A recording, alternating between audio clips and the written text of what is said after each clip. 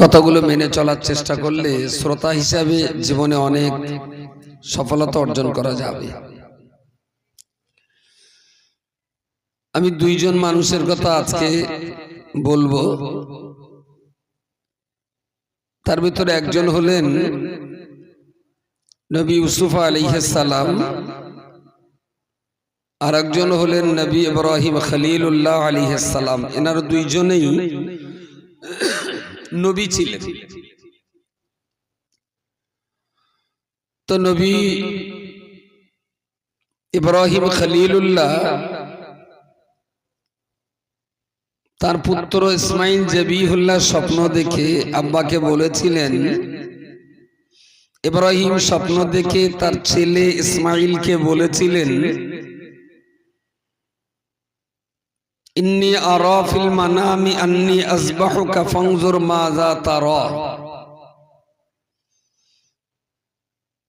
বাবা ইব্রাহিম পুত্র ইসমাইলকে ডেকে বললেন যে আজকে রাত্রে ঘুমিয়ে স্বপ্ন দেখছিলাম আমি যেন একটা উলঙ্গ অস্ত্র দিয়ে তোমাকে জবাহ করছিলাম। ছেলে শুনে উত্তর দিয়েছিলেন, ইফআল মা তুমার সাতাজিদুনি ইনশাআল্লাহ মিনাস সাবিরিন। আব্বা যেটা স্বপ্ন দেখেছেন ঠিক ওইটাই বাস্তবে আপনি করে ফেলুন, তার মানে আমাকে জবাই করে ফেলুন। আর আপনি লক্ষ্য করবেন যে আপনি যখন আমাকে জবাই করছেন আমি একদম ছটফট করব না, খুব সুবোধ বালকের মতো ধৈর্য সহকারে আপনার চালানো ছুরির নিচে আমি জবাই হয়ে যাব। সুবহানাল্লাহ। সুবহানাল্লাহ যা আওয়াজ, তাতে করে এরা জবাই হবে বলে মনে হয়?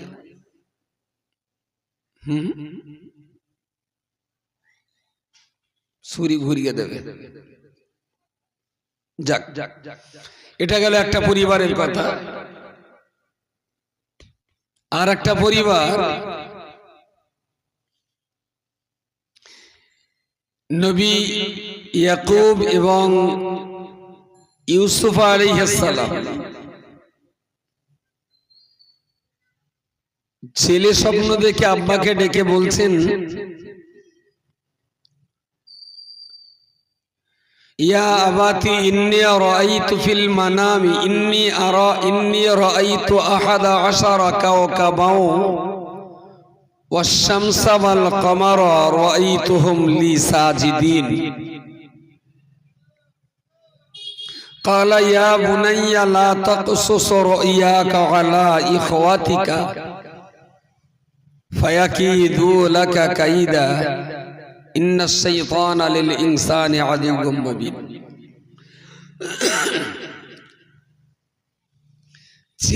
ছেলে স্বপ্ন দেখে সকালবেলা আব্বাকে ডেকে বললেন, আব্বু আমি গতকাল রাত্রে ঘুমিয়ে দেখছি ইন্নী রাআইতু আহাদা আশারা কাওকাবাও ওয়াশ-শামসা ওয়াল কামারা রাআইতুহুম লি সাজিদিন। আসমানের 11টা তারকারাজি এবং চাঁদ সূর্য, এই 13 জনে আমি ইউসুফ আমাকে সিজদা করছি। ইনি হলেন নবী ইউসুফ, আর যাকে বলছেন তিনি হলেন পিতা নবী ইয়াকুব। ছেলের এই স্বপ্ন দেখার কথা শুনে বাবা পরামর্শ দিয়ে বললেন, লা তাকসুস রা'য়াকা আলা ইখওয়াতিকা। তুমি আমার কাছে যে স্বপ্নের কথা বলেছো, তোমার এই স্বপ্নের কথাটা যেন তোমার ভাইদের কাছে বলো না। লা তাকসুস রা'য়াকা আলা ইখওয়াতিকা, তোমার ভাইরা যেন এগুলো না জানে, ওদেরকে যেন বলো না। ফায়াকিদু লাকা কাইদা, ওরা যদি জানতে পারে তোমার এই স্বপ্নের কথা, তাহলে ওরা কিন্তু তোমার বিরুদ্ধে ষড়যন্ত্র করবে। ইন্নাশ শাইতানা লিল ইনসানি আদুউম মুবিন।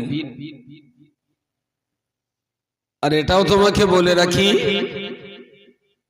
যে ইবলিস শয়তান হলো তোমার জন্য, মানুষের জন্য প্রকাশ্য শত্রু। তাহলে একটা স্বপ্ন বাবা দেখেছেন, বেটাকে বলেছেন, আর একটা স্বপ্ন বেটা দেখেছেন, বাবাকে বলেছেন। বাবার দেখা স্বপ্ন বেটাকে বললেন যে আমি তোমাকে জবাই করার স্বপ্ন দেখছি। কুচি আমার মনটা খুব খারাপ। বাবারা স্বপ্ন দেখে কুচিরে কোলে করে চুমু খাওয়ার, বাবা স্বপ্ন দেখে কুচিকে আদর করার, যত্ন করার। বাবা স্বপ্ন দেখে কুচির হাত ধরে নিয়ে খুব আনন্দ উৎফুল্লের সঙ্গে বেড়াবার। কিন্তু আমি এমন বাবা যে আমি স্বপ্ন দেখছি যে আমি যেন তোমাকে জবাই করছি। আমার মনটা খুব ভালো না। কোন বাবা এরকম স্বপ্ন দেখে যে নিজে হাতে তার ছেলেকে জবাই করছে?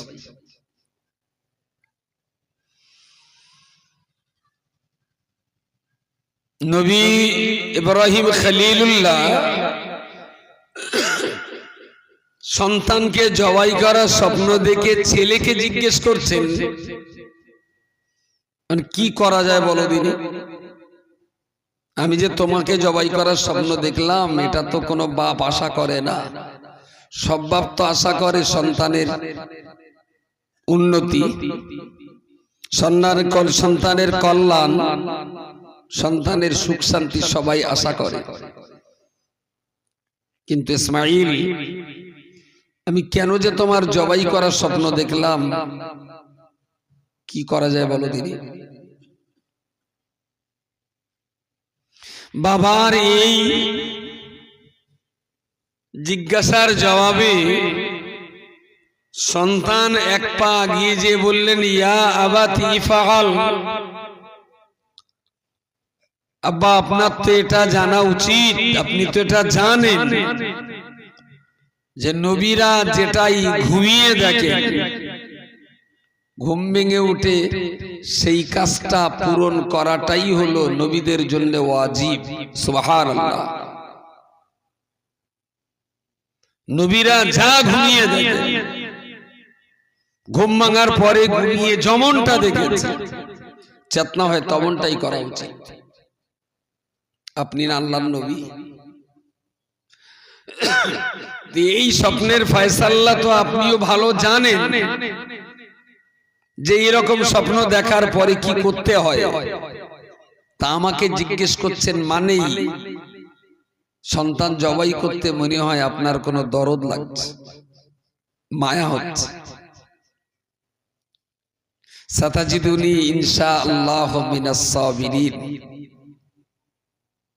আপনি আমাকে জবাই করুন, আপনি দেখবেন ছাগল, গরু, মুরগি, উট, দুম্বা, ভেড়া, এসব প্রাণী জবাই করতে গেলে হাত পা বাঁধতে হয়। আসলে ওরা জানে না কেন জবাই হচ্ছে, তাই ওরা হাত পা ছড়াছড়ি করে।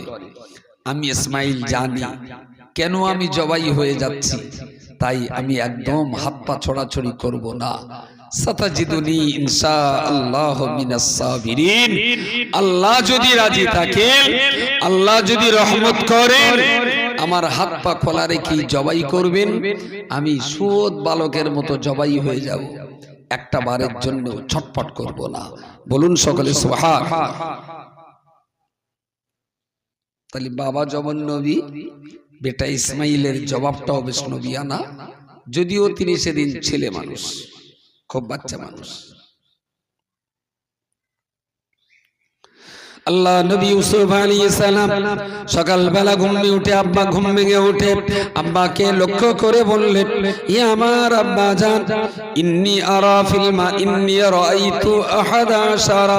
আমি আজকে ঘুমের ঘরে স্বপ্ন যোগে দেখতে পেলাম আসমানের আহাদা আশারা কাওকাবান, আসমানের 11টা তারকারাজি, ওয়াস শামসা ওয়াল কামারা, সূর্য এবং চন্দ্র, রাআইতুহুম লি সাজিদিন।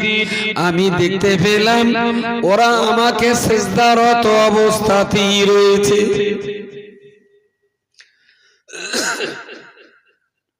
আমি স্বপ্নে এইটা দেখিনি, যারা চাঁদ তারকা এসে আমারে সেজদা করছে, এরামটা দেখিনি। আমি স্বপ্ন দেখছি যারা আমাকে সেজদা করছে, এই অবস্থায় দেখেছি। চাঁদ সূর্য তারকারাজি আমাকে সেজদা করছে, রাইতুহুম লিসাজিদিন, আমার সেজদা করা হালাতে দেখেছি। সন্তানের বর্ণনা দেওয়া স্বপ্ন দেখার পরে বাবা ইয়াকুব আলাইহিস সালাম পুত্র ইউসুফকে লক্ষ্য করে বললেন, ও বাবা কলিজার টুকরা সন্তান, আমি তোমার বাবা তোমাকে লক্ষ্য করে বলে দিলাম, পরামর্শ দিলাম, পিতা সুলভ আচরণ দিয়ে বাবা ইউসুফ কলিজার টুকরা সন্তানকে, ইয়াকুব কলিজার টুকরা সন্তান ইউসুফকে লক্ষ্য করে বললেন, লা তাকসুস রুইয়াকা আলা ইখওয়াতিকা, তোমার স্বপ্ন তুমি তোমার বাবার সঙ্গে বলেছ, আমি তোমার বাবা তোমার শুভাকাঙ্ক্ষী, আমি তোমার বাবা তোমার দরদি, আমি তোমার বাবা তোমার কল্যাণকামী, কিন্তু তুমি এটা মনে রেখো, তোমার ভাইরা কিন্তু তোমার জন্য কল্যাণকামী নয়। লা তাকসুস রুইয়াকা আলা ইখওয়াতিকা, স্বপ্নটা তোমার বাপের সঙ্গে বলেছো, ঠিক আছে, ভাইদের সঙ্গে যেন বলো না। কারণ বাবা তার সন্তানের যতটা কল্যাণকামী হয়, ভাই কিন্তু তার ভাইয়ের প্রতি অতটা কল্যাণকামী হয় না। আর এই কথা যদি তোমার ভাইদেরকে বলো, আমি বাবা হিসাবে তুমি আমার সন্তান, তোমাকেও চিনি, আর তোমার অন্যান্য ভাই যারা আছে তাদেরকেও চিনি, আমি চিনি বলেই বলছি, ভাইদেরকে বলো না। ফায়াকিদু লাকা কাইদা, যদি তুমি তোমার ভাইদেরকে বলো তাহলে তারা কিন্তু তোমার বিরুদ্ধে ষড়যন্ত্র করবে। ইন্নাশ শাইতানা লিল ইনসানি আদুউম মুবিন, কারণ ইবলিস শয়তান হলো মানুষের জন্য প্রকাশ্য শত্রু। আচ্ছা, এই দুইটা কোরআনের বিখ্যাত এই দুইটা স্বপ্ন, কোরআন শরীফের বিখ্যাত এই দুইটা পরিবার। একটা স্বপ্ন ছেলে দেখে বাপকে বললেন, সে ছেলেটাও নবী বাপটাও নবী। আবার একটা স্বপ্ন বাপ দেখে ছেলেকে বললেন, সে বাপটাও নবী ছেলেটাও নবী। একটা বাপ বেটা ইয়াকুব এবং ইউসুফ আলাইহিস সালাম, আর একটা বাপ বেটা ইব্রাহিম এবং ইসমাইল আলাইহিস সালাম।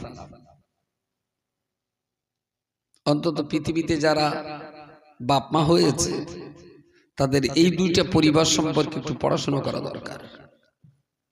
এই দুটো পরিবার সম্পর্কে, এদের পরিবারের কি হালকিকত ছিল, সাংসারিক অর্থনৈতিক অবস্থা কি ছিল, এদের সংসারে কতটা শান্তি ছিল না ঝগড়াঝাটি ছিল,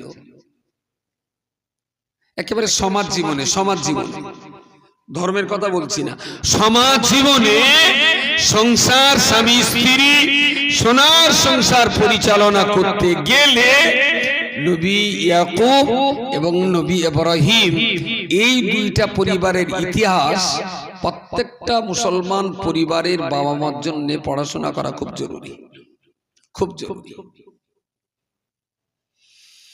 চলুন, টাইম 10:52। তাবারুকের খবর এই করছি, কালাম সাহেব কড়াই হবে রেডি, রান্না বান্না রেডি। কারণ আমার চাইতে ওই বক্তাটার দাম বেশি, সুতরাং ওই বক্তা এলি আমার আর 5 পয়সা দাম নেই, বুঝতে পারেন? ল্যাজ গুটকে চলে যেতে হবে। এক্ষুনি যদি বলি শেষ বক্তা আসবে না, কত লোক কেটে যাবে তার ঠিক নেই।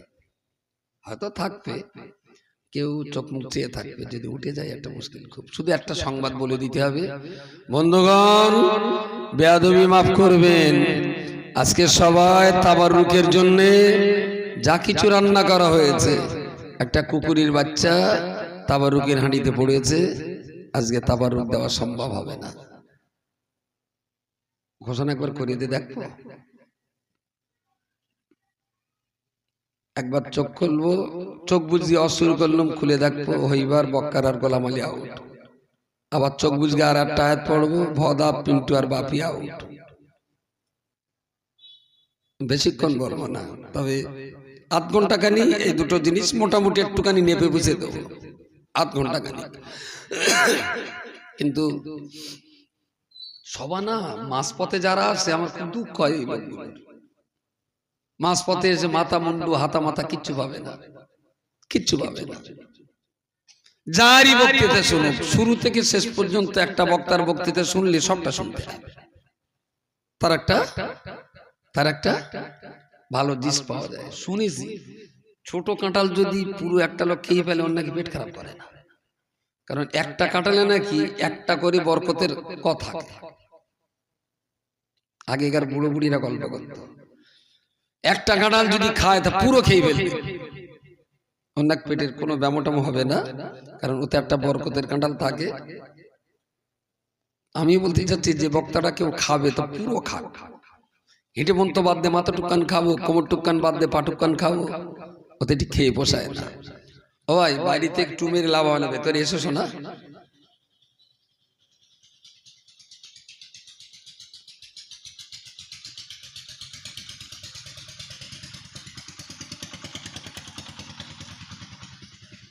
বাবারে দম ফেলে নাও। এই দুইটা পরিবার সম্পর্কে সামাজিক এবং ইসলামী পরিবার এবং ইসলামী পরিভাষা, স্বামী এবং স্ত্রী একটা পরিবার বলতে আমরা যা বুঝি, যদি শান্তিতে চালাতে হয় এই দুইটা পরিবার নিয়ে একটু পড়াশোনা করার খুব দরকার আছে, খুব দরকার আছে। যখন ছেলের বিয়ে দিচ্ছিলেন তখন তো মেয়ের বাপের পরিবারটা তো স্বামী গোষ্ঠী 14 পুরুষ, নানার বাড়ি কোথায়, নানি কি দিয়ে ভাত খায়, ওর বাপ কি কি করে, ওর মামু খালারা কয় ভাই বোনি, খবরের একটু আধা খবর বুঝতে পারেননি। একদম যতদূর জানা যায় সব স্বামী গোষ্ঠী 14 পুরুষের খবর নে, তারপর ছেলে বেঁধেবে, তারপর মেয়ে বেঁধেবে। তো একটা ছেলে বিয়ে দিতে গেলে যদি মেয়ের বাপের এত খবর নিতে হয়, আপনি একজন মুসলমান হিসাবে পাক্কা ইমানদার হবেন, অথচ ইসলামের ইতিহাসের এই বিখ্যাত পরিবারগুলো সম্পর্কে কোনো খোঁজ খবর রাখবেন না, এটা হতে পারে না। প্রিয় শ্রোতা মণ্ডলী, মনে রাখো আল্লাহ নবী ইব্রাহিম খলিলুল্লাহ আলাইহিস সালাম উনি যেদিন জন্মগ্রহণ করেছিলেন ওই দিনের রাজত্ব চলছিল বিশ্বশ্রেষ্ঠ অত্যাচারী এবং জালেম বাদশা, অত্যাচারী জালেম বাদশা, যার রাজত্ব চলছিল ওই বাদশাটার নাম ছিল বাদশা নমরুদ। মিশরের বিখ্যাত আর এক জালেম সরকার চলতো, সে বাদশাটার নাম ছিল ফেরাউন। নমরুদ একটা টাইমে নমরুদের রাজত্বে যারা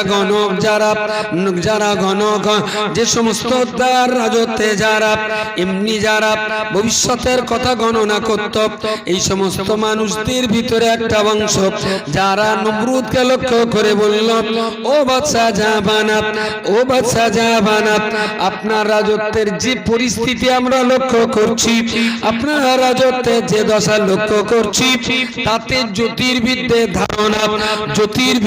ধারণা সম্ভবত আপনার রাজত্বে এমন একটা ছেলে জন্মগ্রহণ করবে যে ছেলেটা আপনার রাজ দরবারের এই বিরাট রাজত্বকে ভেঙে চুরে টুকরো টুকরো করে দেবে।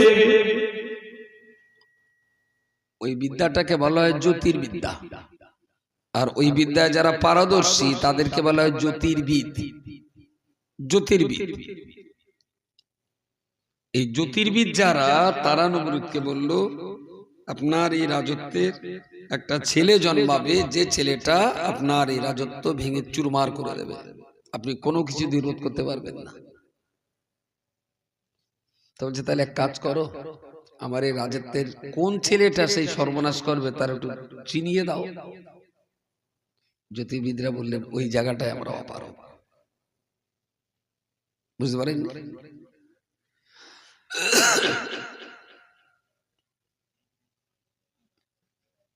তাবিজ কবজ যারা করে, শুধু যদি একবার হিসাব করা হয় 100 তাবিজ কারকের ভেতরে না, 1000 তদবির কারকদের ভিতরে 999 জন চিটার, 1000-এ 999 জন চিটার। আর ওদের ব্যবসা বন্ধ হয়ে যাবে যদি মেয়ে লোক খদ্দের না হয়। বুঝতে পারেন? মহিলা খদ্দের হলি না, ওদের ব্যবসাটা চলে খুব ভালো, খুব ভালো চলে। কিচ্ছু না, এসে বলল, চাচি কি হয়েছে তোমার? তাহলে খোকা, আমার ছেলে না আমার খুব ভালো ছিল, বিয়ে দেওয়ার পর থেকে ওর বাপ আর আমার না মোটে দেখতে পান না। চোখ টোক বন্ধ করে বললাম, চাচি গত জ্যৈষ্ঠী মাসে তোমাদের এই গত আষাঢ় শ্রাবণ মাসে তোমাদের বাড়ির ওই উত্তর দিকে মানে একটা শামুক পড়েছিল। তা আষাঢ় মাসে স্বাভাবিকভাবে শামুক টামুক একটু ডাঙায় ওঠে, ও তো সবার রুটিনে কখনের মতো। হ্যাঁ খোকা, একটা না দুটো তিনটে ছিল। তাহলে তো ওই শামুকি জাদু করে গেছে, শামুকি জাদু করে গেছে। মেয়ে লোক একদম ফিদা। খোকা তুই আমার ধরম বাপ, আমার সংসারটা বাঁচা বাপ, কি লাগবে? তা বলে দিলি, চাষি এসব তদবির তো সচরাচর খুব একটা করি নে, কিন্তু জাফরান ছাড়া তো তদবির লেখা যাবে না, কিন্তু সে তো 2200 টাকা কিলো। মোটামুটি এদিক সেদিক গল্প করে চাষির বিয়ে লেগে। এখন প্রশ্ন যেটা হলো, জ্যোতির্বিদরা বললেন নমরুদের রাজত্বে যে আপনার এই রাজত্বে এমন একটা ছেলে জন্মাবে যে ছেলেটা আপনার এই রাজদরবার ভেঙে চুরমার করে দেবে। নমরুদ জিজ্ঞেস করলো, সেই ছেলেটা কোনটা? তাহলে ওইটা চিনিয়ে দেওয়ার ক্ষমতা আমাদের নেই, ওটা আপনার ঠিক করে নিতে হবে। আমরা যেমনটা হিসেব কিতাব করে বুঝেছি সেটা বলেছি, ছেলেটা চেনা দিতে পারবো না। নমরুদ তার মন্ত্রী পরিষদের মিটিং ডেকে বললেন, জ্যোতির্বিদরা তো এটা বলতে চাই উপায়, তাহলে এরকম ছেলে একটাই হবে? তা বলছে একটাই হবে, জ্যোতির্বিদরা বলেছে। সেই ছেলেটা তো চেনাতে পারবে না, তাহলে কি হবে? তাহলে সেই ছেলেটা যদি মারতেই হয়, আমার রাজ্য যদি বাঁচাতেই হয়, তাহলে দেশে যত ছেলে জন্মাবে সব কটাই মেরে দাও। ওদের টার্গেট তো একটা ছেলে, টার্গেট একটা ছেলে, কিন্তু চিনতে না পারার জন্য সমস্ত পুত্র সন্তান ইয়াকাতিলুনা আবনাকুম ওয়া ইস্তাহিয়ুনা নিসাআকুম। পুরো অর্ডার হয়ে গেল যে নমরুদের রাজত্বে আজকে থেকে যত পুত্র সন্তান জন্মাবে সবগুলোকে কতল করে দিতে হবে। ওয়া ইস্তাহিয়ুনা নিসাআকুম, আর যত কন্যা সন্তান জন্ম হবে ওদেরকে বাঁচিয়ে রাখা হবে। চলল গর্ভবতী মায়েদের করুণ কান্না, যত মায়ের পেটে বাচ্চা আছে করুণ কান্না। ইস, আমার পেটের বাচ্চা যদি ছেলে হয় তাহলে তো সর্বনাশ হয়ে যাবে। প্রিয় শ্রোতা মণ্ডলী, ওই দিন থেকেই শুরু হলো গোটা রাজ্য জুড়ে কোন কোন মা গর্ভবতী আছেন, কাদের পেটে বাচ্চা আছে, পুলিশ দিয়ে এমন করে প্রত্যেকটা বাড়িতে বাড়িতে ঘুরে ঘুরে সমস্ত গর্ভবতী মায়েদের নাম ঠিকানা লেখা শুরু হলো। কোন বাড়িতে কবে সন্তান জন্ম নেবে যথারীতি পুলিশ আসবে, বাচ্চা পরীক্ষা নিরীক্ষা করে দেখবে। বাচ্চা যদি ছেলে হয় ও সন্তানকে কেড়ে নিয়ে যাওয়া হবে, আর বাচ্চাটা যদি মেয়ে হয় তবেই তো ওই মায়ের কোলে রাখা হবে। ছেলে বাচ্চা সব কি হবে? কতল করে দেওয়া হবে। আর মেয়ে বাচ্চা রেখে দেওয়া হবে। এক্ষুনি হয়েছে তার উল্টো। মানে আমি একটু জানি, যেহেতু 200-র অধিক গ্রামের সার্ভে রিপোর্ট তো আমার হাতে আছে, 200-র অধিক। আর আমাদের কালাম সাহেব টাইপের এরা সার্ভে করে। যে গ্রামে 1800 পুরুষ, সে গ্রামে দেখা যাচ্ছে 1650 নারী। যে গ্রামে 500 পুরুষ, সেখানে দেখা যাচ্ছে 470-72টা নারী। যে গ্রামে 900 নারী, সেখানে দেখা যাচ্ছে 1100 পুরুষ। আমি তো আর হিন্দু মহল্লায় কাজ করি না, আমরা মুসলিম মহল্লায় কাজ করি। তো 2011 সালের সেন্সাস রিপোর্ট অনুযায়ী মুসলমানদের রেশিও ছিল প্রতি 1000 পুরুষ পিছু 997টা মহিলা 2011। আর 2022-এর যদি সেন্সাস রিপোর্ট সরকার প্রকাশ করে, আপনি এখানে দেখবেন প্রতি 1000 মুসলিম পুরুষ পিছু 925 থেকে 940 মুসলিম নারী। তার মানে শতকরা 50 থেকে 75টা নারী কম।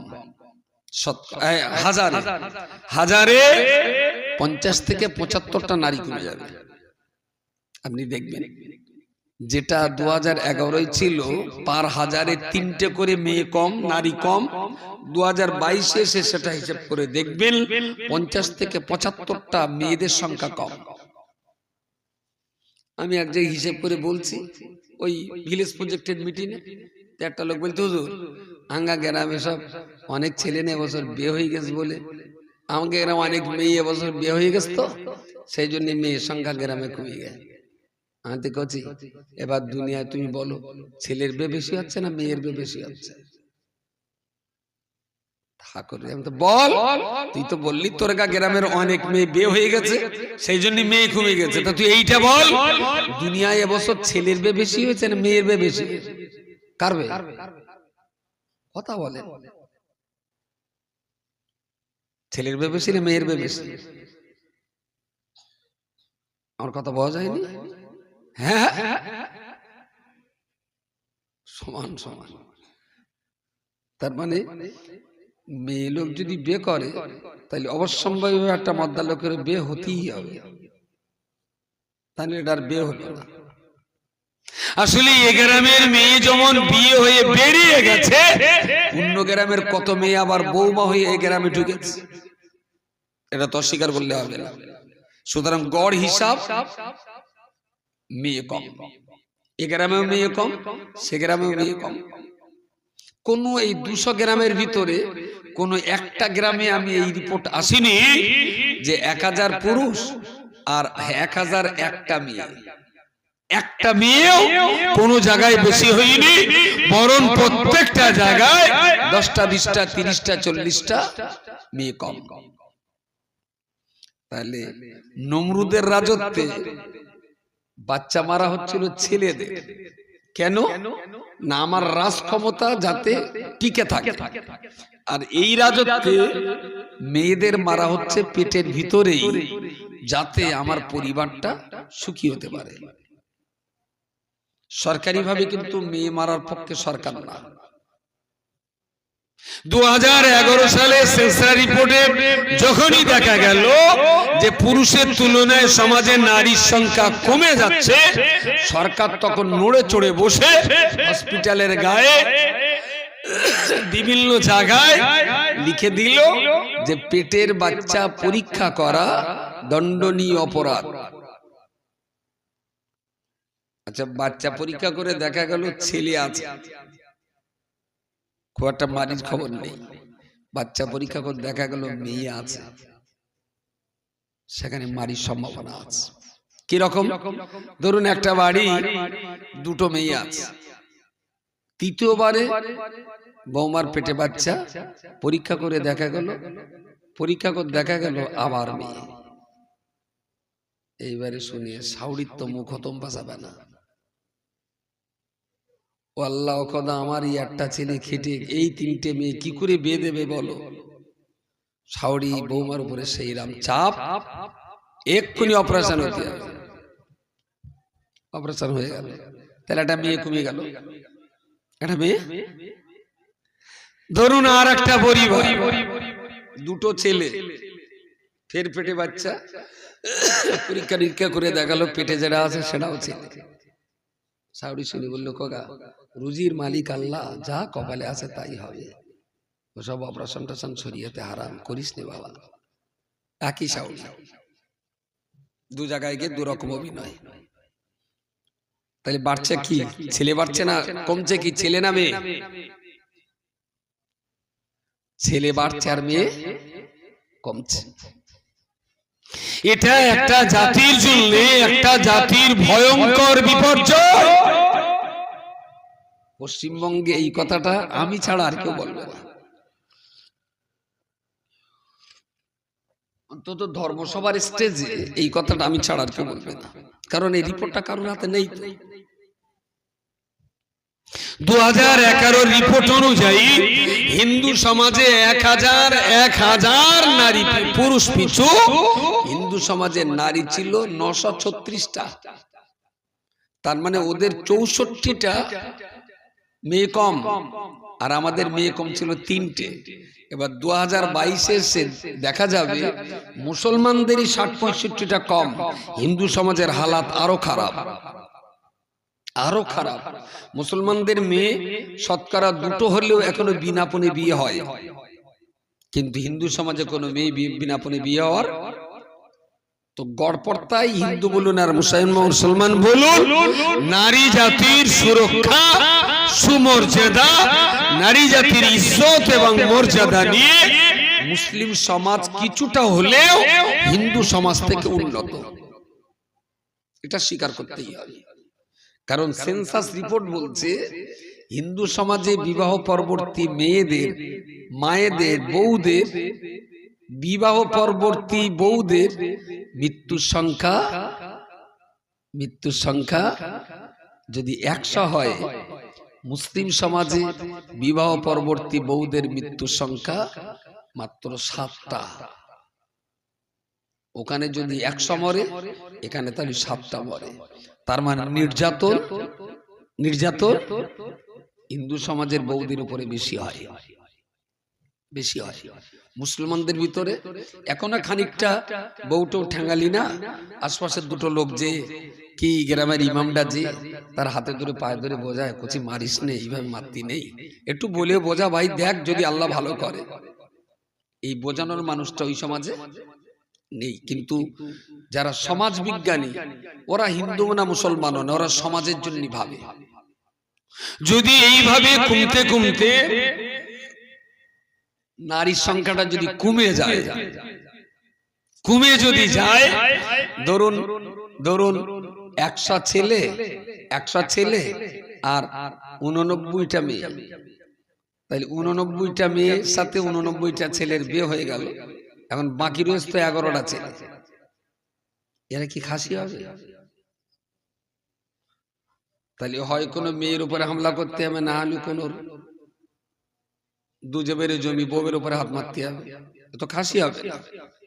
এতে হবে কি, নারী জাতির জীবন বিষণ্ণ হয়ে যাবে, নারীর হাইজ্যাক বাড়বে, চুরি বাড়বে, ধর্ষণের পরিমাণটা খুব বেড়ে যাবে, নারী জাতির ইজ্জত চলে যাবে। আল্লাহ নবী মুহাম্মদুর রাসূলুল্লাহ নারী জাতির ইজ্জত, কদর, আদর, মর্যাদা, সম্মানের দিকে লক্ষ্য করে বললেন, বাবা তুমি যদি যোগ্য পিতা হও, ঘরের বাইরে কোথাও চলে গেলে, বাজারঘাট দূরে যারা সফরে বেরিয়ে গেলে, সমস্ত কাজকাম মিটিয়ে বাবা যেদিন যে সময় তুমি তোমার বাড়িতে চলে যাবে, অবশ্যই তোমার বাড়ির ছোট ছেলে মেয়ে, কচি কাঁচা গুঁড়ো গাড়া, ওদের আনন্দ দেওয়ার জন্য সফর থেকে বাড়িতে যাওয়ার সময়তে অবশ্যই কিছু না কিছু খাবার কিনে নিয়ে যাবে। সুবহানাল্লাহ বলেন, জোরে বলেন।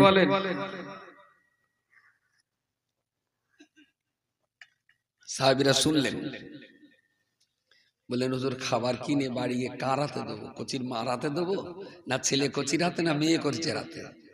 রাসূল বললেন, তোমার কেনা খাবারটা তুমি তোমার মেয়ের হাতে দেবে। সুবহানাল্লাহ বলেন, জোরে বলেন সুবহানাল্লাহ। বললেন কারণ, আর আমি বলে দিচ্ছি, আপনি লিখে নেন আমার কথা। 100 গ্রাম বাদাম কিনে বাড়ি গিয়ে ছেলেটার হাতে দেবে। সে গুড় গুড় করে খাটের কোনায় বসে খেয়ে যখন খাতে পারবে না, তখন এনে আম্মার কাছে, আম্মু আম্মু আব্বু না খাবার এনে না, তার ও সাত দিব কে আগে গিলে তারপর মার দেবে। ঠিক এই খাবারটা পরে একদিন মেয়ের হাতে দেবে। ঘরের দরজা খুলে বারান্দায় পা দিয়ে কয়, আম্মু যাবো, এলো খাবার নেবে, পাশায় বাঁচতে পারাবে, আম্মা আম্মা আব্বু না কতরা বাদাম লেগে। মেয়ে সন্তান কখনো একা খাবে না, বাড়ি বাজার বসকে দিয়ে সবার এক জায়গায় করে এবার সবাই মিলে খাবে। এটা হলো জন্মগত ভাবে একটা নারী সুলভ আচরণ। নারীর মনে দয়া বেশি, নারীর মনে দয়া বেশি না? দয়া বেশি। আপনি বাড়ি নেই, একজন মানুষ হাতে একটা প্যাকেট, মাথা একটা টুপি, বাড়ি এসে ওমা মা একজন এসে সালাম আলাইকুম, আপনার স্ত্রী বললো ওয়ালাইকুম আসসালাম, কি বাবা? না আমাদের ওখানে সে একটা মাদ্রাসা আছে, সেখানে 13টা বাচ্চা কোরআন শরীফ ধরবে, তা তুমি মা একটু দুটো কোরআন শরীফের দাম দেবা? তা বলছে কচির বাপ তো বাড়ি নেই, তুমি তাহলে বিকেলের দিকে এসো।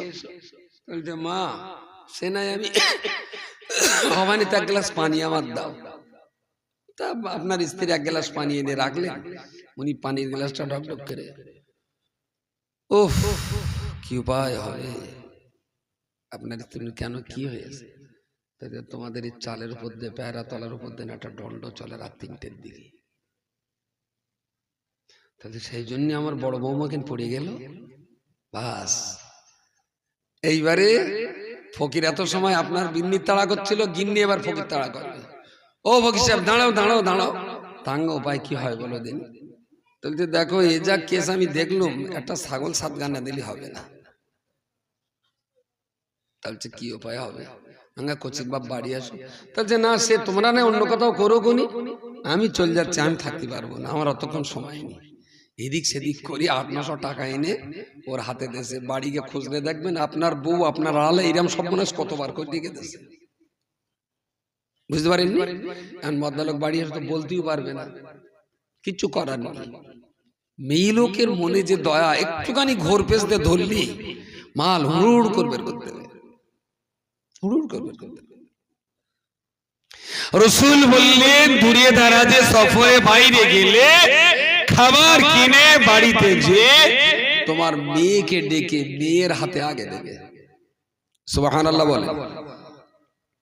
আল্লাহ নবী আল্লাহর হাবিব বললেন বাবা সাহাবী আমি তোমাদের জন্য বলছি, আমি তোমাদের জন্য বলছি, আল্লাহ পাক রব্বুল আলামিন যে পরিবারে আল্লাহ রহমত বর্ষণের ইচ্ছা করেন ওই পরিবারে আল্লাহ মেহমান পাঠিয়ে দেন। আল্লাহ পাক যে মহল্লার উপরে রহমত বর্ষণের ইচ্ছা করেন আল্লাহ পাক রব্বুল আলামিন ওই মহল্লার উপরে বৃষ্টি বর্ষণ করেন।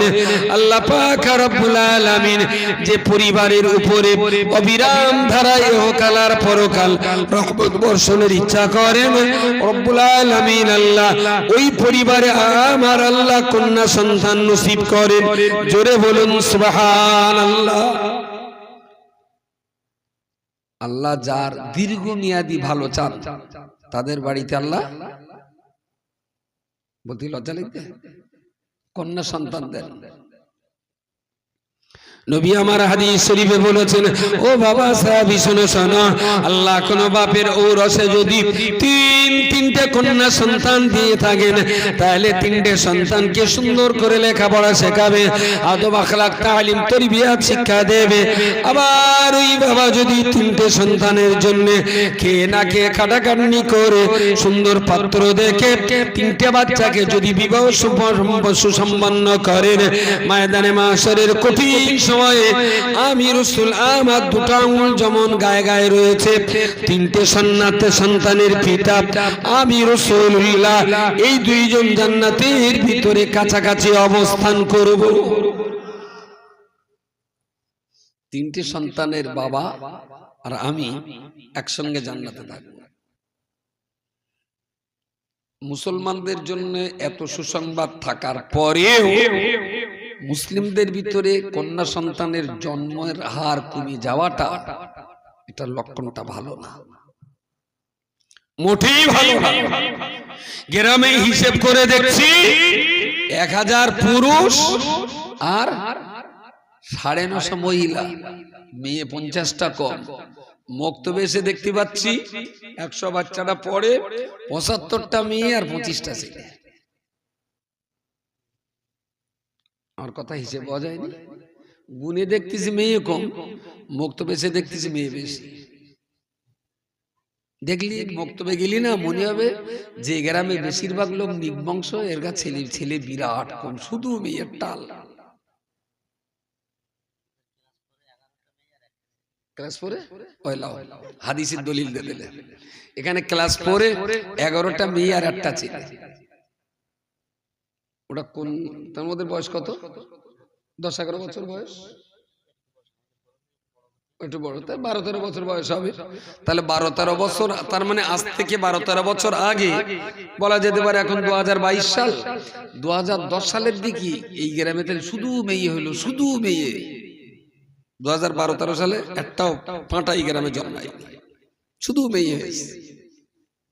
আসলে এ সমাজ এখনো ইসলাম সম্পর্কে যে কত পিছনে, কত ব্যাকওয়ার্ড, হিসাবও নেই, পড়াশোনাও নেই, জানেও না, বোঝারও চেষ্টা করে না।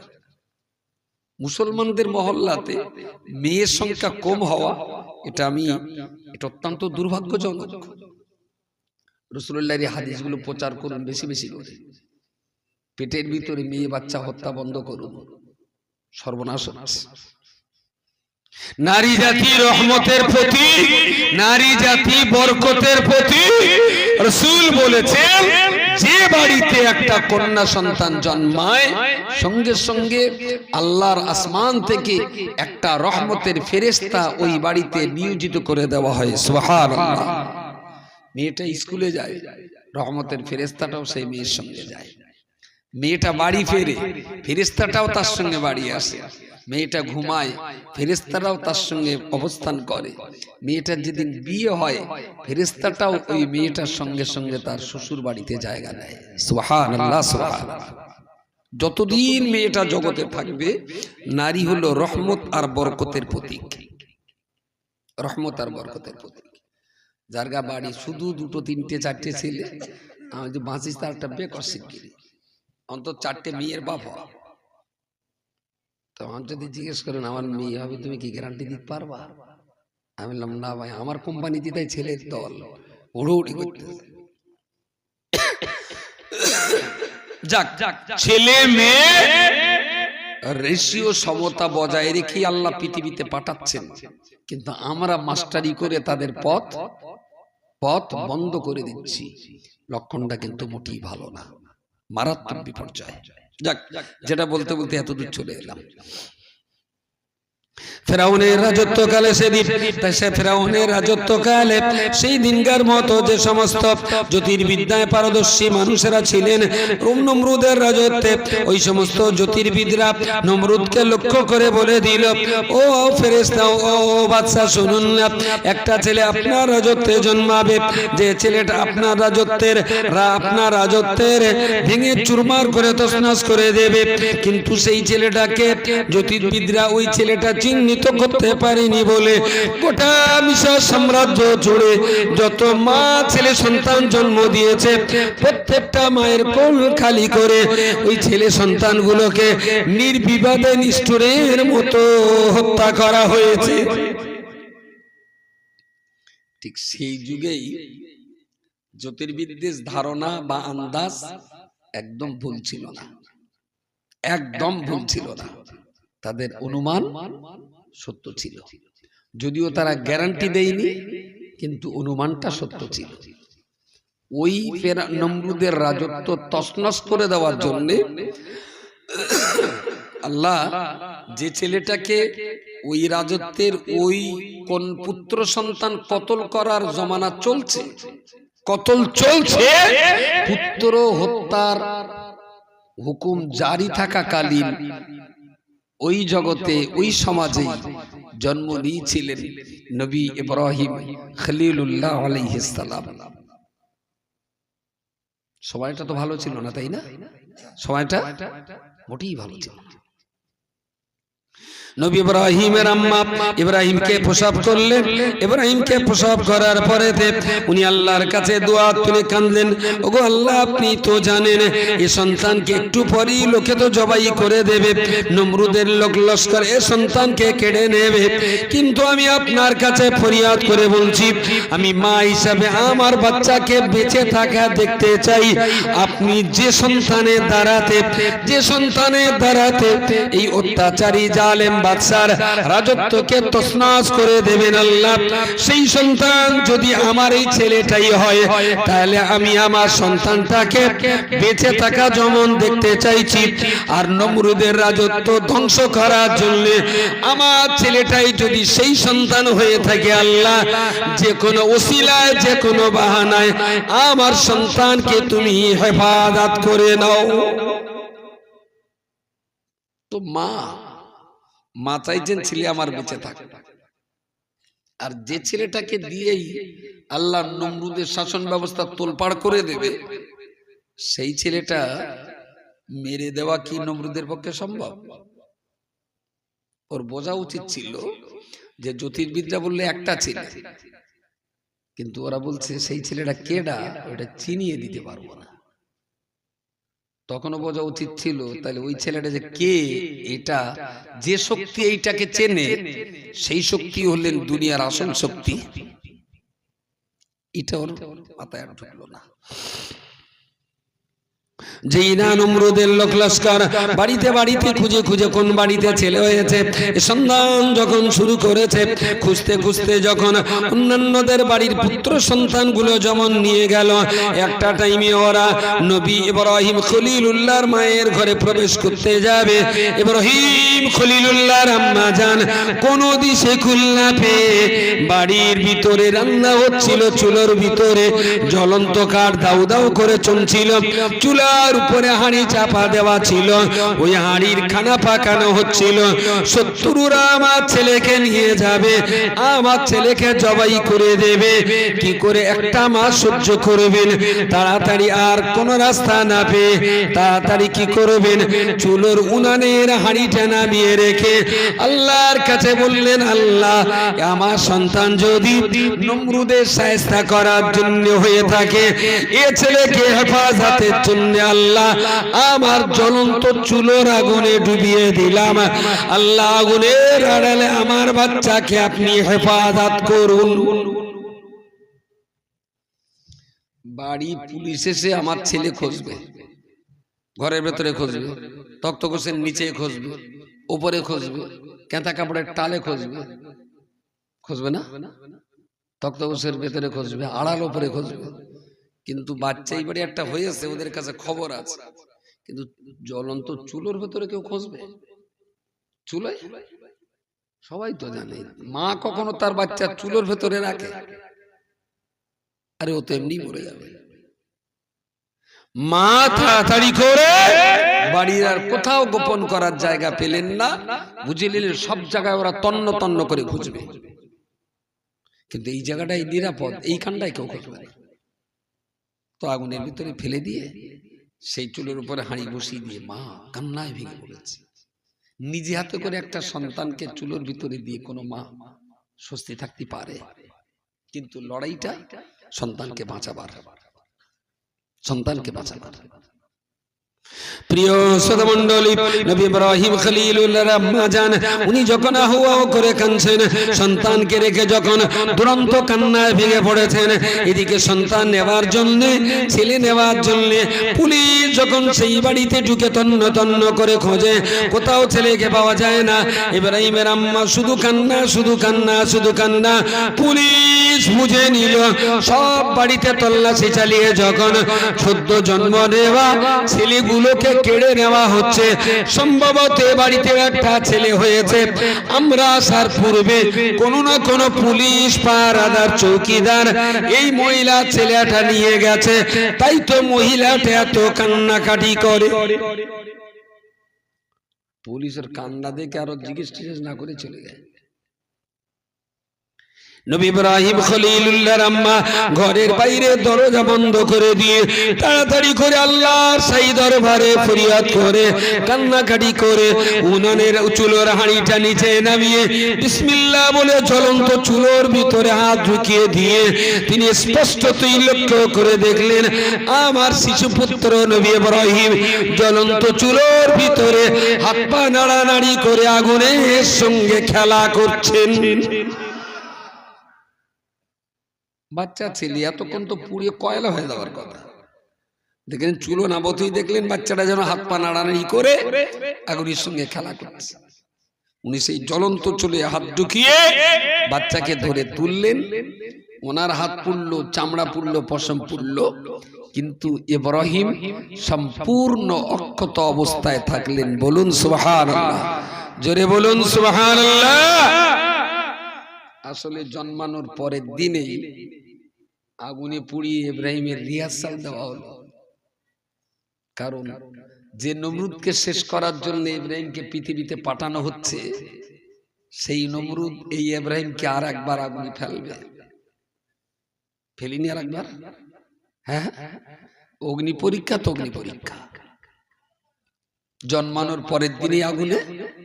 আর যার চেয়ার তছনছ করার জন্য জগতে এসেছেন, তার রাজত্বকালে আর একবার পরিণত বয়সে ইব্রাহিম নবীকে আগুনে যেতে হলো। এখন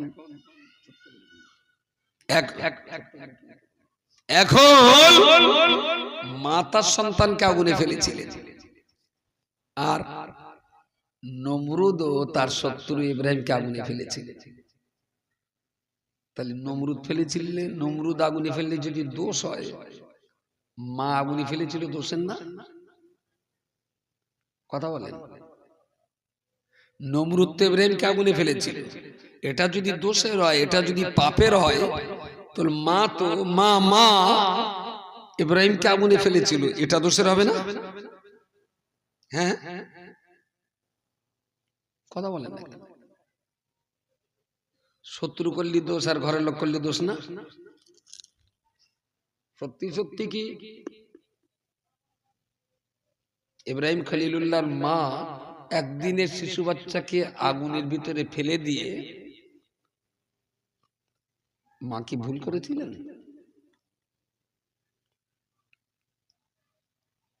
হ্যাঁ, বাঁচানোর জন্য, বাঁচানোর মালিক, কিন্তু মায়ের চেষ্টাটা ছিল বাঁচাবার। দুজনেই আগুনে ফেলেছিলেন, কিন্তু একজন আগুনে ফেলেছিলেন হেফাজতের নিয়তে, আর একজন আগুনে ফেলেছিল ধ্বংস করার নিয়তে, তাই না? মায়ের ইচ্ছা ছিল বাচ্চা যদি ঘরে রাখি, যেখানেই রাখি না কেন ওরা বের করবে, আর আমার সন্তানটা যদি নমরুদের রাজত্ব তোলপাড় করার জন্যই পাঠানো থাকে, তাহলে এ সন্তান আগুনই পড়বে না। সুবহানাল্লাহ বলেন। এটা আমার বিশ্বাস ছিল। আর সন্তান যদি ইব্রাহিমের রাজত্ব তোলপাড় করার জন্য না হয়, সাধারণ বাচ্চা হয়, তাহলে পড়ে রাখে আল্লাহ, রাখে আল্লাহ, মারে কে? আল্লাহ যদি রাখেন, তার মারার কেউ নেই। কি অসম্ভব ব্যাপারের সত্য ঘটনা, যে ছেলেটাকে মারার জন্যই জ্যোতির্বিদরা বলেছিল, শুধু সেই ছেলেটাই বেঁচে গেল, বাকি লক্ষ লক্ষ নিরীহ নিষ্পাপ ছেলেকে তারা হত্যা করল।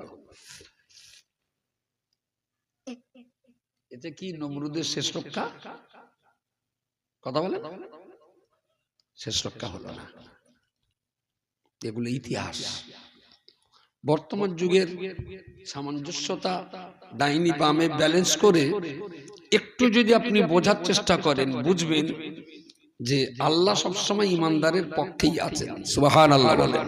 তাতে হয়তো একটু খাবার কষ্ট, হয়তো একটু মাকার কষ্ট, হয়তো একটু বাম্পার, হয়তো একটু ধাক্কা, এগুলো থাকবে, এগুলো থাকবে। প্রিয় শ্রোতা মণ্ডলী, মনে রাখুন, আমি আপনাকে বলতে চাইছি, নবী ইব্রাহিম খলিলুল্লাহ আলাইহিস সালাম তাকে আগুনের ভিতর থেকে আম্মা জান তুলে নিলেন। কোথায় রাখবেন, কি হবে, কি করে নিরাপত্তা দেওয়া যাবে? আজকের মতো পুলিশ চলে গেল বটে, কিন্তু আমার বাড়িতে কচি থাকলে কান্নাকাটি করবে। ধীরে ধীরে এ কচি তো বড় হবে, কোনো না কোনো দিনে তো পুলিশ জানতে পারবে। ওদের চোখের দৃষ্টি ফাঁকি দিয়ে আমার বাড়িতে একটা ছেলে হত্যা করা বাদ গেছে। 2 মাস 6 মাসের ভিতরে কেউ না কেউ বলবে। আর যাদের ছেলে নিয়ে গেছে ওরা তো আগে বলবে, তাহলে আমার যখন ছেলে কোল ছাড়া হয়েছে, তোর ছেলে কোলে রাখবো, দাঁড়া ব্যবস্থা করে দিচ্ছি। নারী জাতি যেমন রহমতের, যেমন বরকতের, যেমন করুণার, যেমন মায়ার, তেমন হিংসুটে জাতি।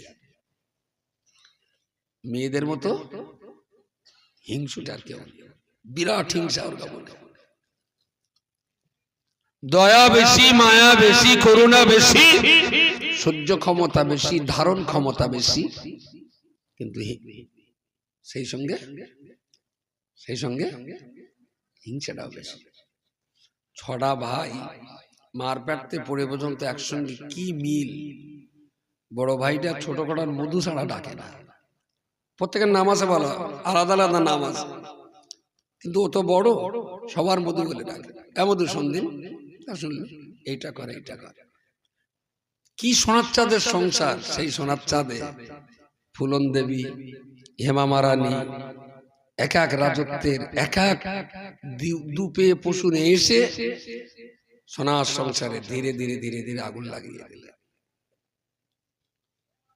মেজ ভাবির ফোন এলো বেলা 2টোর দিকে। ফোনে ওর মা জিজ্ঞেস, মধু ভাত খেয়েছি? মা সে জোনে ধান ঝেড়ে এলো, আমি সেই পলার ধান দুটো ঝেড়ে আলাদা করতে। ও খোদা খোদা 3টে বাজে, তুই এখনো গাদুস নিহারা করছিস? না, মেয়েটা খুব খাটনি মেয়ে, ওয়াল কাজ করিয়ে যাচ্ছে, তুই এখনো গাদুস নি? ও আল্লাহ খোদা, তুই বাঁচবি কি করে? ওসো না। এইবারে সন্ধ্যাবেলা জামাই বাড়ি এসে, আব্বা একটু এসো দিন আঙ্গা বাড়ি। জামাই তো আম্মাজি বলে পানাত চলে গেল। রাত্রির বেলা এই মোটা এক শোল মাছের, বিরেল চোখের শোল মাছের এক মাথা শাওড়ি তুলে দিচ্ছে আর জামাই খাচ্ছে। ও আব্বা, আচ্ছা বলো দিন আঙ্গার রুকিয়ে এত কত খাটবে বলো দিন বাপ। তোমার বড় ভাবিটা বাবার বাড়ি বসে রে, তোমার নভাবিটা সে তো ঘরে শুয়ে শুয়ে কুইন্টালে লাশ নড়তে পারে না, আঙ্গার রুকিয়ে একবার কত খাটবে বলো দিন। তা তুমি বাবারটা আলাদা হতে পারছিস না। এখন ও দেখতেছে যদি, আর এই তো মাছের মাথা, আবার এদিককার এই বিষাক্ত কথা, মাছ বাদ দেবো না কথা বাদ দেবো, নুন খালি গুন গাতি হবে। এখন ইলিশ মাছের শোল মাছের মাথা তো ছাড়তে পারতেছ না। ওই অবস্থায় দেড়িয়ে যদি 2 ফোঁটা নোনা পানি শোল মাছের মাথা দেয়, থাকলো তো শোল মাছ চললু মান। এরম জামাই আছে খুব একটা? বলতে হ্যাঁ, এটা হাত তুলতে বলতেন দেখে একটু। ওই রাম জামাই হলি সংসারের আগুন লাগলো।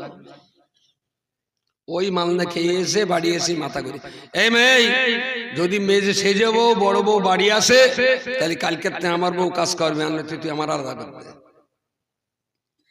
6টা ভাই একদম কাঁধে কাঁধে মিলে কিভাবে ছিল, মধু ছাড়া কথা ছিল না সেই সংসারে। কথা বলেন বিষ দেশে কেনা বিষ। কিন্তু আমি জানি না ছেলের শাউরিরা ভালো হয়, কিন্তু মেয়ের শাউরিরা এত খারাপ হয়। বেশিরভাগ ছেলে জিজ্ঞেস করবে, ভাই খবরটা কিন্তু লার ভাই সে শাউরিটা মরে গে না সৌর বাড়ির পথ উঠে গে, কি যত্ন করতো আমার। বেশিরভাগ ছেলে শাউরির উপরে বিরাট বিরাট। মেয়েদের জিজ্ঞেস শোনা করছে তো শাউরির খবর কিন্তু দার ভাই। আর ভাই বলেন না, পৃথিবীতে 2টো দাজ্জাল ছিল, একটা দাজ্জাল আমার কপালে পড়েছে, আর একটা দাজ্জাল পরে আসে। বৌমার কাছে জিজ্ঞেস করবেন, বলবে শাউরির মতন বজ্জাত পৃথিবীতে আননি। জামার কাছে জিজ্ঞেস করবেন, বলবে শাউরির মতন আল্লাহওয়ালা রাবি অবস্থায় পৃথিবীতে আননি। আসলে 2 পক্ষেরই কিছু বোঝার অভাব আছে। প্রিয় শ্রোতামণ্ডলী মনে রাখুন, নবী মুহাম্মদুর রাসূলুল্লাহ সাল্লাল্লাহু আলাইহি ওয়াসাল্লাম কুলিয়ার টুকরা ছোট বীর আম্মা জান ফাতেমাতুজ জোহরা রাদিয়াল্লাহু তাআলা আনহাকে বিয়ে দিচ্ছেন অত্যন্ত গরীব পরিবারের সন্তান শেরে খোদা আলীর সঙ্গে। আলীকে ডেকে রাসূল বললেন, বাবা আলী, আমার ফাতেমাকে তোমার সঙ্গে বিবাহ দেব স্থির করেছি। আমার মেয়েকে বিয়ে করতে গেলে যে মোহরের টাকা দিতে হবে, এ টাকা কি তোমার বাড়িতে আছে?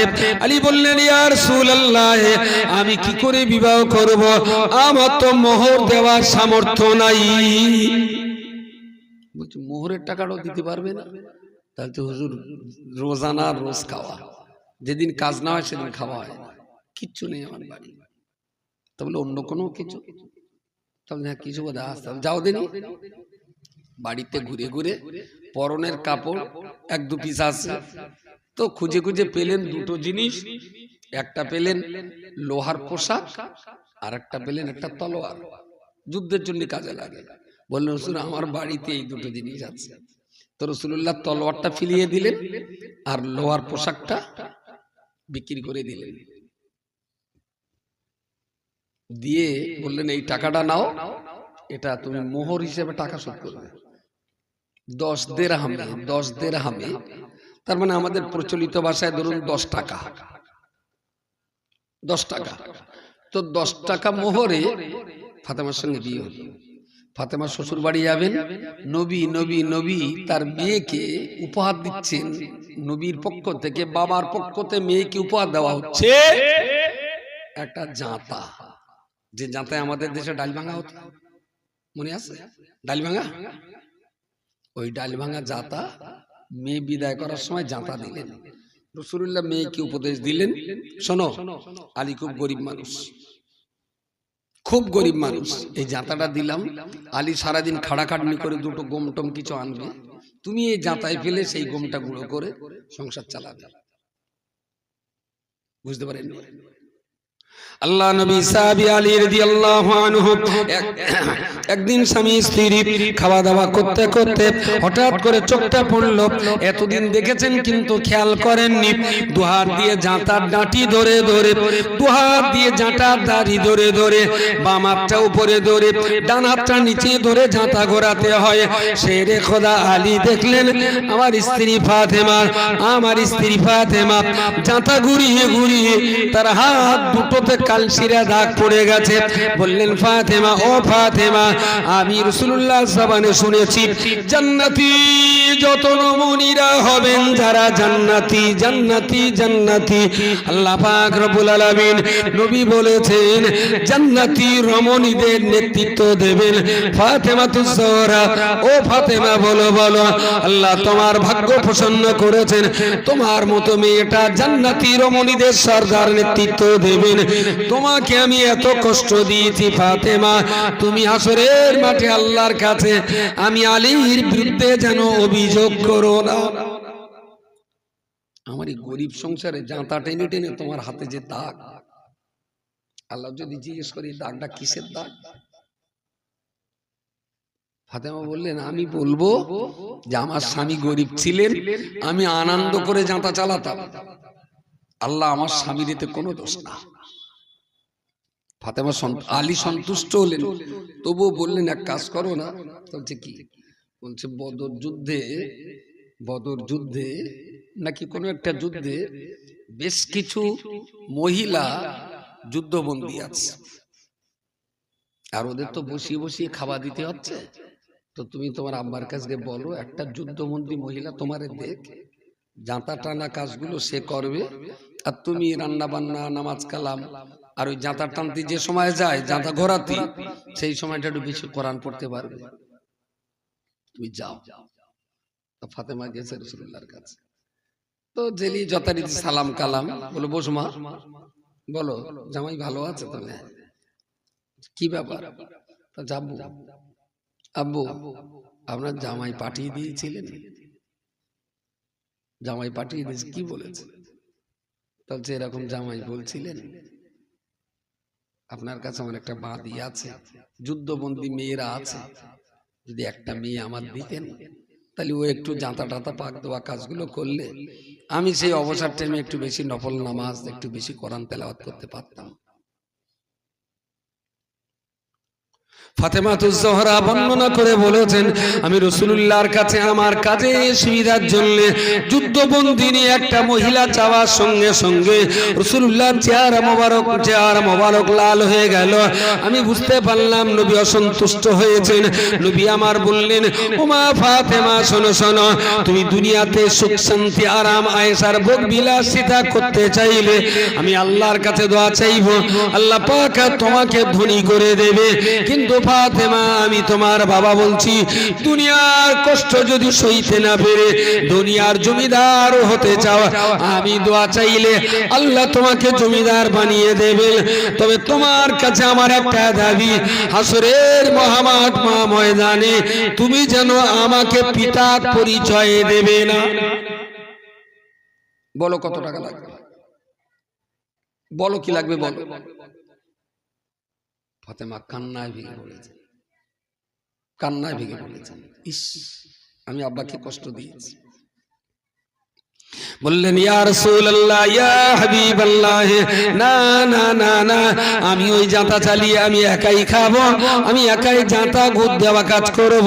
আব্বাজি এ কাজ কখনো করতে হবে না, আপনার কিছুই দিতে হবে না। আব্বা মেয়েকে বুঝিয়ে বললেন, ও মা ফাতেমা, শোনো শোনো, তুমি জাঁতা পাক দিয়ে যে গম গুঁড়ো করে আটা করবে, ওই আটার রুটি তোমার ছেলেরা খাবে, তোমার স্বামী খাবে, তুমি নিজে হাতে করে খাবার তৈরি করবে। ওই খাবারে তোমার যে মায়া মমতা থাকবে, ও খাবার অন্য কেউ যদি তৈরি করে, সে খাবারের ভিতরে কি মহাব্বত তৈরি হবে। বুঝতে পারেননি? আমার খুব মনে আছে, মুফতি সাহেবের তখন বিয়ে হয়নি, মেয়ে দেখতে গেলেই মা তা বলতে বললো তুই যা। আমি এটা কিরম লাগে না, বড় বার বিয়ে আর আমি মেয়ে দেখে ভালো, তাহলে না তুই একটু যা। আমি দেখো মা, যদি আমার পছন্দ হয় তাহলে বল দেবো না, শেষটা যেন আমার অশান্তি না হয়। মার সঙ্গে আমার একটু আর কি বেশি হয়, আর একটু বকাটি মানে তো, আচ্ছা যা তুই যা, দেখে শুনি আয়। তো অনেক মেয়ে দেখে তা গে খাবার দেশে খাচ্ছি, একটা মেয়েটে দেখে সব পছন্দ। আমার বোনাই বলছেন এটা করা যায়, আরেকজন বলছেন এটা করা যায়, মেয়েটা ভালো। আমি তো হবে না, বলছি কেন? আমি এরা শালা একদম অলস পশ্চিমে, যে কটা খাবার দিয়েছে সব দোকানের, এরা বাড়ি কিচ্ছু তৈরি করেনি। এর বাড়ি যদি রাত 12টায় আসা হয় তাহলে সমুদ্রে ভাত দেবে না, কারণ তখন দোকান বন্ধ। এরা যা খাবার দিয়েছে দোকানের 1000 রকমের খাবার চাইতে বাড়ির তৈরি করে একটা খাবারের মহব্বত বেশি। ভুল বলেছি আমি?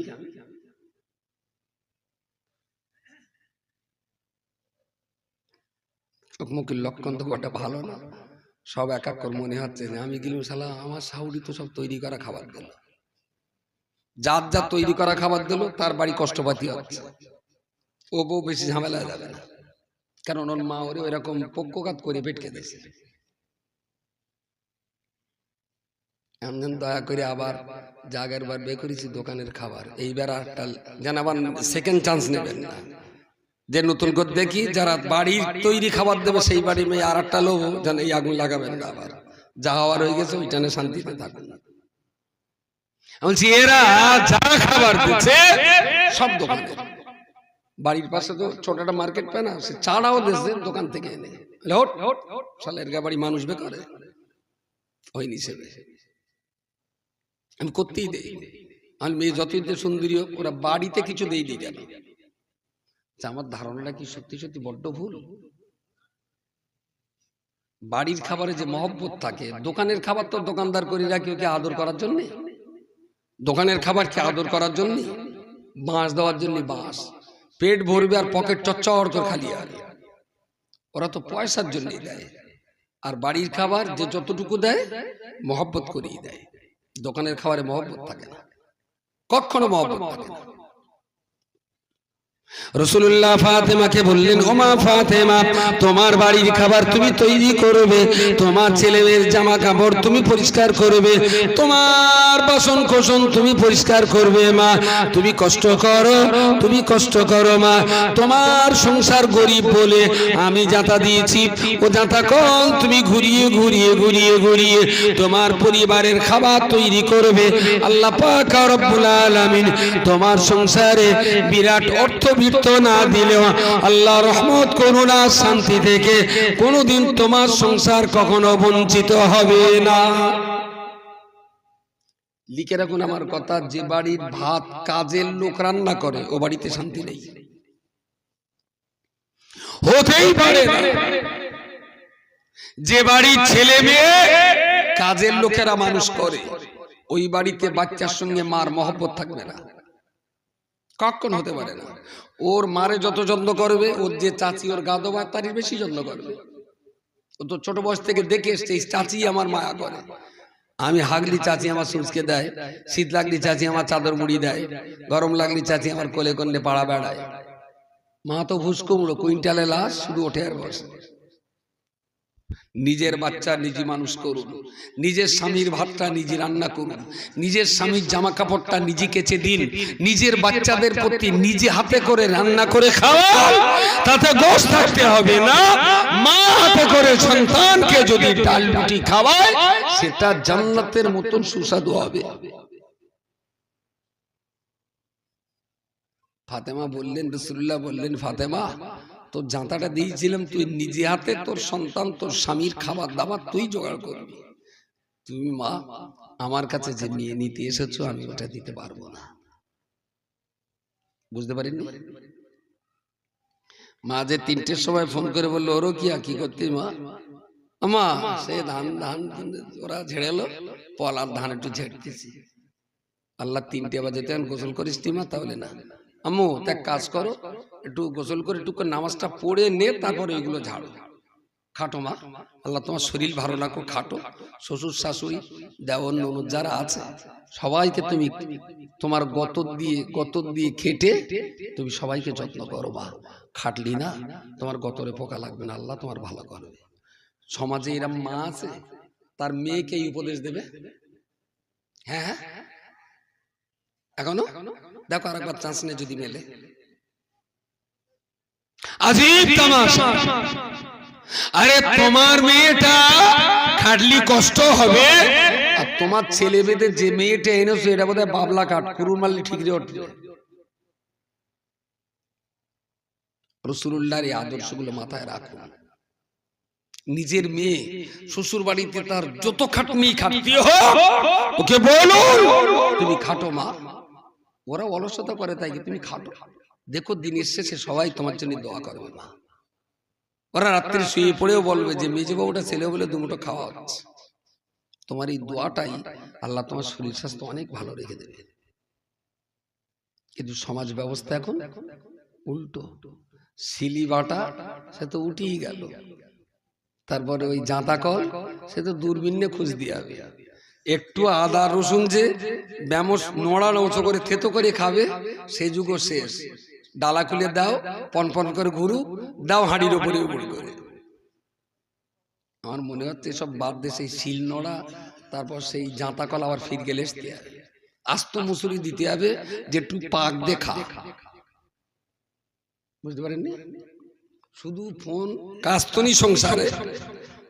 আদা রসুন থেতো তাও তো মেশিনি, হাঁড়ি তালা মাজা তাও তো সাবান আর কসবাইট, ধোয়ার জন্য ট্যাপ আছে।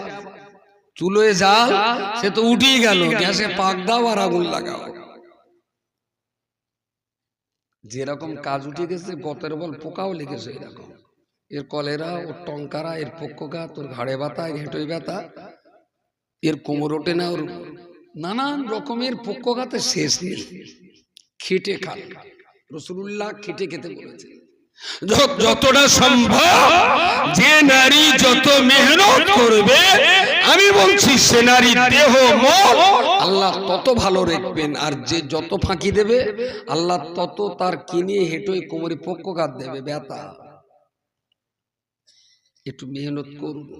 আপনার মেয়েকেও পরামর্শ দিন যে রাসূলুল্লাহ ফাতেমাকে এইটা বলেছিল, মা তোমার সংসারে খাটনি বেশি, খাটো, আল্লাহ তোমার বরকত দেবে, খাটো। আমি তোমার বাপ, তো আমিও দোয়া করছি আল্লাহ তোমার ভালো করুক। শোনা, নামাজটা কাজা করো না মা, তুমি নামাজটা পড়ে আবার ধান চাল পরিষ্কার করো, নামাজটা পড়ে নাও সময়।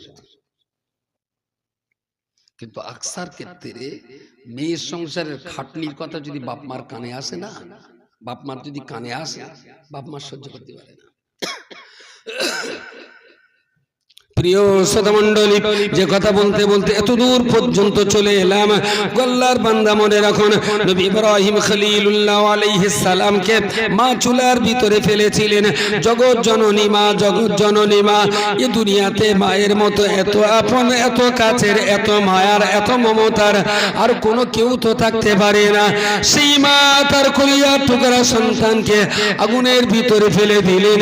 চুলো থেকে আগুন নামিয়ে রেখে, হাঁড়িটা নামিয়ে রেখে ওই জ্বলন্ত চুলোর ভিতরে যখন দেখতে পেলেন ছেলে ইব্রাহিম আমার হাত পা নেড়ে আগুনের সঙ্গে খেলা করছেন, মা জ্বলন্ত আগুনে হাত ঢুকিয়ে দিয়ে বাচ্চাটাকে তুলে নিলেন। নিজের হাতের চামড়া পশম পড়ে গেল। আল্লাহর করুণাতে, আল্লাহর রহমতে ইব্রাহিম নবীকে সম্পূর্ণ অক্ষত অবস্থায় পেয়ে গেলেন। জোরে বলুন সুবহানাল্লাহ। সেই ইব্রাহিম খলিলুল্লাহ আলাইহিস সালামকে মা কোথায় গোপন করবেন?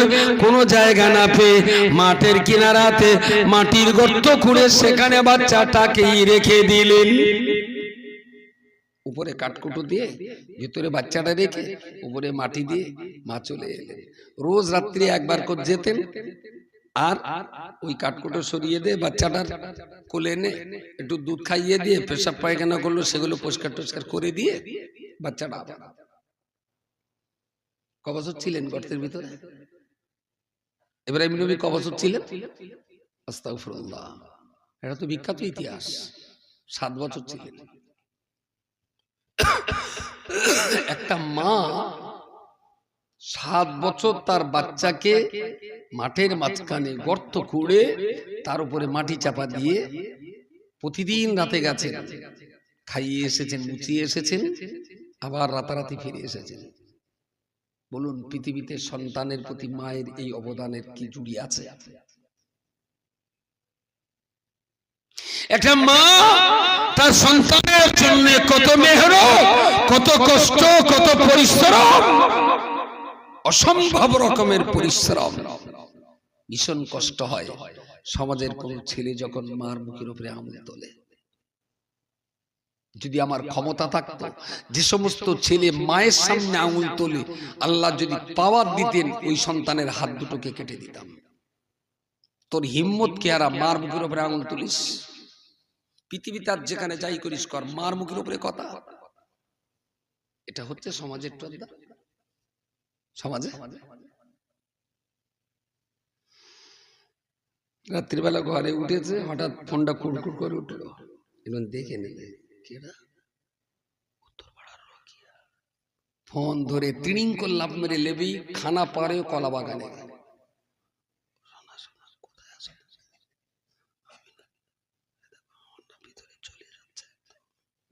শালা কি আদর, কি যত্ন, মধুমাখা কথা। 20 মিনিট ধরে বাগানে বসে ফোন করে বাড়ি এসে উঠেছে সেই আমাদু, তুই এই দেখলাম ঘরে উঠলি, গেলি কোথায়? আবার খ্যাস খাস করিস না দিন বায়াকার, তোর খ্যাস খাসের ঠালায় মনে আছে বাড়ি আসবো না। কত বড় জানোয়ার যে মধুমাখা ভাষাটা দেওয়ার কথা ছিল মার সঙ্গে, সেইটা দিয়ে আসলে কলা বাগানে, সেটা কলা বাগানে। আর কলা বাগানে যারা দেওয়ার কথা ছিল, এই খাস খাস করি না দিন, দ্বিতীয়বার ফোন করলি বলে আমি পঞ্চায়েতে বিচার দেবো। কোন মদ্দা ছেলে আজ আবার রোকিয়ার কথা এরম উত্তর দেয় বলে মনে হয়? উত্তর ও যেন গালদে মধু পড়তেছে, পাতলি 1.5 কুইন্টাল রস। আর মা যে জিজ্ঞেস করিস তখন খ্যাস খ্যাস। এগুলো হবার নয়, কিন্তু কেন হলো এর উত্তর খোঁজার চেষ্টা করেছেন? যে সন্তানের শরীর খারাপ হলে রুদ্রপুর হসপিটালে সন্তান 17 দিন ভর্তি ছিল, আর ওই 17 দিন টানা মা বাড়ির আলো বাতাস দেখি হসপিটালের বেড ধরে মা বসেছিল। সন্তান আমার কখন করবে, মা খাবার দেবে, সন্তান কখন পেশাব করবে, মা তার কাঁথা পাল্টে দেবে, সন্তানের গায়ে কখন মশা বসবে, মা হাতে পাখা রেখেছে বাতাস দেওয়ার জন্য। 17 দিন হসপিটালের বেডে সন্তান ছিল, আর ওই মা টানা 17 দিন হসপিটালে থেকে তার সন্তানকে লালন পালন করেছিল, যে সন্তানের পিছনে মায়ের এত অবদান, এত অবদান, এত অবদান, বেঈমান বিশ্বাসঘাতকতা করে সেই ছেলেটা বড় হয়ে কোন লজ্জায় মায়ের সামনে আঙুল তুলে কথা বলে। এই ক্ষতি তো হবার নয়। মা যদি 22 বছরের সন্তানকে রোদে দাঁড় করে রেখে মা যদি জুতো হাতে করে ফটাস ফটাস করে ছেলের চাবালিতে জুতোয়, সন্তান তখনও বলবে আম্মা তুই যতই মারো আমি তোমার কাছ থেকে যাব না, তুমি তোমার মা, কিছু করার আছে? মা যদি জুতোয় কিছু করার, এইসব মনে আছে এ পার্টি মনে হচ্ছে পাল্টা জুতোবে। মা যদি লায়েক সন্তানকে, বউ আর বাচ্চার সামনেও যদি মা তার সন্তানকে জুতো মারে, ঠেকাবার অধিকার আছে কারোর? ঠোঁটে কি মুদি দেওয়া আছে? গাল হা করলে মুদি পড়ে যাবে? তার নাড়া উচ্চারণ করতে গিয়ে কষ্ট হচ্ছে, তার মতো লক্ষণ তো ভালো না। রাসূলুল্লাহ সাহাবী হযরতে আবু হুরায়রা রাদিয়াল্লাহু তাআলা আনহু নবীর কাছে ছুটে যেয়ে বললেন, ইয়া রাসূলুল্লাহ, ইয়া হাবিবাল্লাহ, গায়ের চাদরটা খুলে দিয়ে বললেন, ইয়া রাসূলুল্লাহ, আমার হাতটা দেখুন, আমার পিঠটা দেখুন, আমার পায়ের অবস্থা দেখুন, ইয়া রাসূলুল্লাহ, যত মারির দাগ আপনি দেখছেন প্রত্যেকটা মারির দাগ আমার মা আমাকে মেরেছে। কেন রে আবু হুরায়রা, তোর মা এত মারে কেন? বলে, ইয়া রাসূলুল্লাহ, আমার মা এখন ইসলাম গ্রহণ করিনি, আমার মা এখনো কলমা পড়িনি, আবার আমিও মিথ্যা কথা বলতে পারি না। আপনার কাছ থেকে যেই না বাড়ি যাব, আমার মা জিজ্ঞেস করবেন কোথায় গিয়েছিলে, আমি বলবো রাসূলুল্লাহর কাছে গিয়েছিলাম। যেই না বলা অমনি আমার মা আমাকে মারপিট করবে, কখনো জুতো দিয়ে, কখনো ঝাঁটা দিয়ে, কখনো লোহার রড দিয়ে, আবার কখনো কখনো লোহার রড আগুনে গরম করে আমাকে মারে। ইয়া রাসূলুল্লাহ, ইয়া হাবিবাল্লাহ, চুলোর আগুনে লোহার রড গরম করে আমার মা আমার পিঠে যখন মারে, ওই গরম রডের সঙ্গে চামড়া ছাড়িয়ে আসে। ইয়া রাসূলুল্লাহ, আমার মা আমার কলমা পড়াটা মানতে পারিনি, আমি না পাচ্ছি মা ছাড়তে, আবার না পাচ্ছি আপনাকে ছাড়তে, আমি আর কত কাল এই শাস্তি সহ্য করব? হুজুর, আমার মা অমুসলিম, আমার মা বেদিন, আমার মায়ের দাবি কলমা ছেড়ে দিতে হবে, কিন্তু আমি তো পাচ্ছি না। হুজুর, আমি যে মা ছাড়বো সেটাও পাচ্ছি না। হুজুর, আমার মায়ের এই ব্যাপারটা একটু দেখবেন। রাসূলুল্লাহ বললেন, আবু হুরায়রা, মায়ের বিরুদ্ধে সন্তান নালিশ করবে আর সন্তানের অভিযোগ শুনে মায়ের বিচার করবে, আল্লাহ মুহাম্মদকে এই অধিকার দেন। সুবহানাল্লাহ বলেন।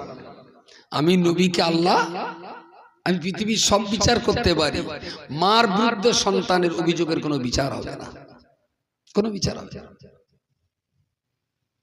আচ্ছা, এই যদি হয়, ও মা তো অমুসলিম মা, বেদিল মা, দিনদার সন্তানকে মেরেছে, নবী বললেন আমি বিচার করতে পারবো না।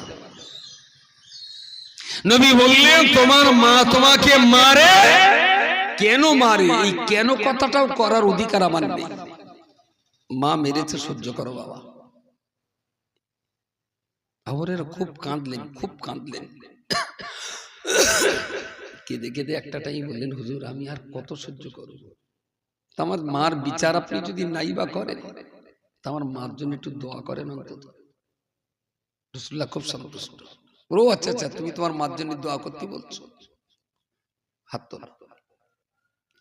নবী আমার হাত তুলে চোখের পানি ফেলে কান্নাকাটি করছেন, আল্লাহুম্মা ইহদি উম্মা আবু হুরায়রা, ও আল্লাহ পাক রব্বুল আলামিন, আমি নবী মুহাম্মদ তোমার কাছে ফরিয়াদ করে বলছি, আল্লাহ আবু হুরায়রার মাকে আপনি হেদায়েত নসিব করুন। দিনের কলমা পড়ার কারণে তার সন্তান আবু হুরায়রাকে ওর মা যেন আর কখনো মারপিট না করে, আল্লাহ ঈমান বুঝবার ক্ষমতা আবু হুরায়রার মাকে দান করুন।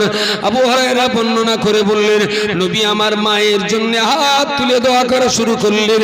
নবী দোয়া করা দেখে আমার মনে হলো আমি ছুটে ছুটে আমার বাড়িতে চলে যাব। আমার ইচ্ছা হলো নবীর দোয়া আমার মায়ের কাছে আগে পৌঁছাবে না আমি আবু হুরায়রা আমার মায়ের কাছে আগে যাব। আমি ছুটে ছুটে বাড়িতে যেয়ে দেখলাম আমি হেরে গেছি। আমি বাড়ি যাবার আগেই রাসূলুল্লাহর দোয়া আমার বাড়িতে পৌঁছে গেছে। আমার মা দরজার চৌকাঠে দাঁড়িয়েছিলেন। আমি যেতেই বললেন কোচি কোথায় গিয়েছিলিস বাবা? আমি বললাম মা রাসূলুল্লাহর কাছে গিয়েছিলাম। মা আমাকে বললেন বাবা তুই একটু আমাকে নিয়ে চল তোর নবীর কাছে। জোরে বলুন সুবহানাল্লাহ সুবহানাল্লাহ। এই হলো মা। আমি কি মনোরাটির এই মহল্লার সন্তানদের কাছে এটা আমি আশা করতে পারি না যে কোচি তুমি তোমার মায়ের সঙ্গে কখনো এই দুর্ব্যবহারটা করো না, কপাল পুড়ে যাবে, তকদির শেষ হয়ে যাবে। মনে পড়ে খুব বিখ্যাত বুখারী শরীফের খুব একটা বিখ্যাত হাদিস। কোন একজন লোক তিনজন বন্ধু যেতে যেতে যেতে যেতে দুরন্ত রকমের উত্তাল ঘূর্ণিঝড় শুরু হলো। ঘূর্ণিঝড় ওরা তিনজন একটা ছোট্ট গুহা পায়না পেল পাহাড়ে, সেই গুহার ভিতরে আশ্রয় নিল। এত ঝড় যে ওরা মনে করছে ওদের ঝড়ে আমরা উড়ে চলে যাব, তো তাড়াতাড়ি করে গর্তের ভিতরে ঢুকে গেল যেখানে একটু নিরাপদ। এখন প্রচন্ড ঝড়ের দাপটে উপর থেকে আর এক পাথর গড়িয়ে ওই মুখটায় পড়ল। ওরা তিনজন ঝড়ের দাপটে আশ্রয় নিল বটে, কিন্তু ঝড় থেমে যাবার পর বুঝতে পারছে শব্দ কমে গেছে, ঝড় কমে গেছে, বেরিয়ে আসবে, কিন্তু তিনজন সর্বশক্তি দিয়ে ওই পাথর আর তারা ঠেলে বার করতে পারছে না। ওদের তিনজনের ভিতরে বলা বলি হলো কি হবে বলো দিনই, এই চাপা পড়ে এইভাবে যদি থাকি, আত্মীয় স্বজন বন্ধু প্রিয়জন কেউ তো আমাদের খবর জানবে না, এখানেই বলো মরে যেতে হবে। ওর ভিতরে একজন ছিল একটু আলেম, একটু জ্ঞান ছিল। তিনি বললেন দেখো আমরা সবাই পাপী, কিন্তু জীবনের সবচেয়ে যে যেটা ভালো কাজ করেছে সেই ভালো কাজের কথা স্মরণ করে আজকে একটু আল্লাহর কাছে দোয়া চাও, আল্লাহর কাছে দোয়া চাও। আমার ঠিক মনে নেই, অনেকদিন আগে পড়েছি। একজন দোয়া করলেন আল্লাহ আমার এক চাচাতো বোন সে আমার সঙ্গে প্রেম নিবেদন করতে চেয়েছিল, তো রাতের গভীর অন্ধকারেও সে আমার কাছে আসলে আমি তাকে বুঝিয়েছিলাম শোনো এই গভীর রাতে যদি আমি আর তুমি জেনা ব্যভিচার করি পৃথিবীর কেউ দেখবে না, কিন্তু আল্লাহ দেখতে পাবে। সুতরাং তুমি এই পথে পা বাড়িও না বোন, তুমি বাড়িতে যাও। আমার বোনটা খুব মন কালো করে ফিরে গিয়েছিল। পাহাড়ের গুহায় বসেই বললেন আল্লাহ আমার এই কাজটা আমি অনায়াসেই জেনা ব্যভিচার করতে পারতাম, সেদিন আমার শুধু মনে হয়েছিল আল্লাহ তুমি দেখতে পাবে, তুমি দেখতে পাবে, তোমার দৃষ্টি এড়ানো যাবে না, তাই তোমাকেই সাক্ষী রেখে আমি সেই গুনার কাজটা করিনি। আল্লাহ আমার সেই দিনকার কাজটা যদি তোমার কাছে ভালো লাগে তাহলে সেই উসিলাতে আজকে এই মহাবিপদ থেকে তুমি আমাদের বাঁচিয়ে নাও আল্লাহ। তো এই কথাটা বলতেই পাথরের 3 ভাগের 1 ভাগ সরে গেল। এখনো 2 ভাগ না শুনলে ওরা বেরোতে পারবে না।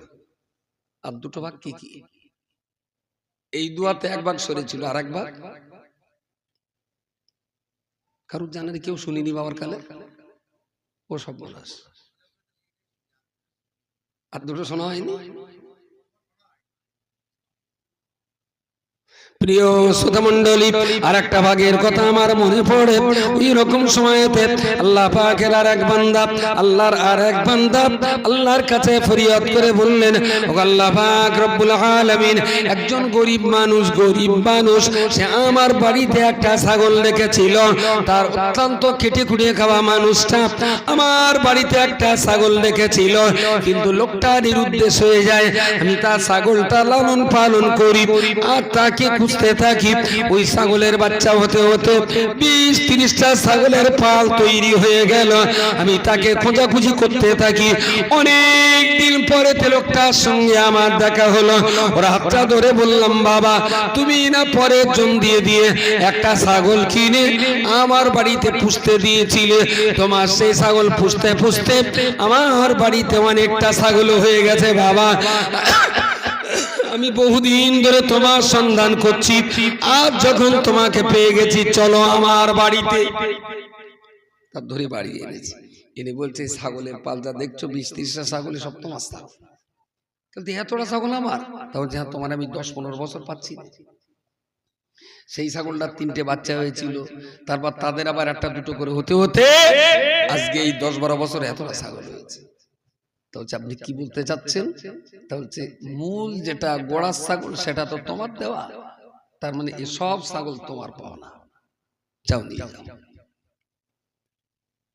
আচ্ছা, এইরকম অসভ্য লোক সমাজে আছে যে সব ছাগলগুলো তাদের দেবে? এরা সব সভ্য। যদি 30টা ছাগল থাকে, খুব ঠেংরে মুংরে একটা তার দেবে, তাও পঞ্চায়েতের নেতা কাতা ডেকে বিচার বসাতে হবে, তারপর দেবে। এরা এত সভ্য। ওই গোয়ার ভিতরে লোকটা হাত তুলে আল্লাহর কাছে ফরিয়াদ করে বললেন, আল্লাহ পাক রব্বুল আলামিন, কেবলমাত্র আপনার দিকে তাকিয়ে ওর হক আমি নষ্ট করিনি, ওর হকটা নষ্ট করিনি। একটা ছাগল নাড়াচাড়া করতে করতে যতটা ছাগল হয়েছিল 10-20 বছরে, আমি সব ছাগল শুধু আপনার ভয়ে ভীত হয়ে আমি তাকে দিয়ে দিয়েছিলাম। আল্লাহ, আমার এই হক আদায় করার ব্যাপারটা যদি আপনার কাছে ভালো লেগে থাকে, আপনার কাছে গ্রহণযোগ্যতা পেয়ে থাকে, তারই বিনিময়ে এই কঠিন বিপদ থেকে আমাদিগকে আপনি বাঁচিয়ে নিন। আল্লাহর করুণা হলো, পাথরের যতটা আটকে ছিল তার অর্ধেকটা পাথর আবার সরে গেল। জোরে বলুন সুবহানাল্লাহ।